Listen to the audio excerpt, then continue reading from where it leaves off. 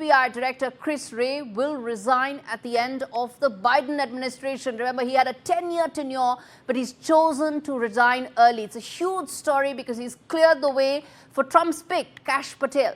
Trump originally nominated Wray after firing the previous FBI director, announced that he will nominate Kash Patel for the role, although Wray still has about 3 years left from his 10-year tenure. Trump lauded Wray's resignation announcement in a Truth social post, saying that it's a great day for America as it will end the weaponization of the Justice Department. Now, how does this pan out, the impact of this, and how will Kash Patel and Trump go about what they feel is weaponization of the Justice Department? Let's get in Brahma Chellaney to talk more on this and explain to us the significance of Chris Wray clearing the decks essentially for Kash Patel. Mr. Chellaney, how significant is this in terms of clearing the decks for Kash Patel to come in by Chris Wray?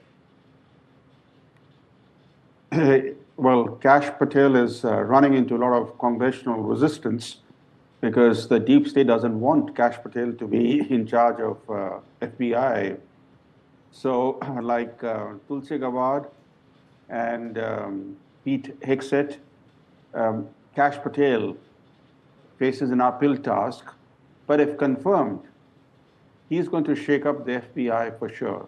In fact, today itself, Trump on Truth Social posted that, in fact, he called the Department of Justice the Department of Injustice, and he said that he will end the weaponization of the American legal system and help restore the rule of law. That will be the main task for Kash Patel if he's confirmed by the Senate. Right. And he's been very vocally saying that, the way that he was hounded, his house was raided, all of it illegally done. He says that all of this could end with Chris Wray making way for Kash Patel. If he is approved by the Senate, how much do you think he could actually, Kash Patel could shake up the system as Trump wants it? We should not forget that this weaponization of the US justice system has also become an instrument of foreign policy for the deep state. The two indictments that relate to India, one in October against a former Indian intelligence officer, and then last month's indictment of Gautam Adani, both were politically driven indictments. They reveal that the Department of Justice not only has been weaponized against political opponents at home, but also is being used against specific overseas targets. So if Kash Patel becomes the FBI director, his task would be to overhaul the FBI and halt its politicization. The question is whether Trump will succeed in reining in the deep state, because Kash Patel is going to be working under Trump.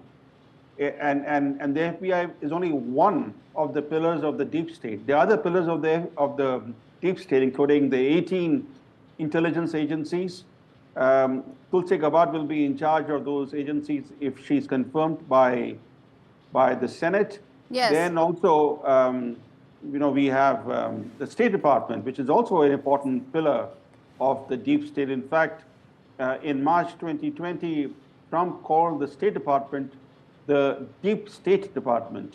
So, today he has taken on all the pillars of the deep state.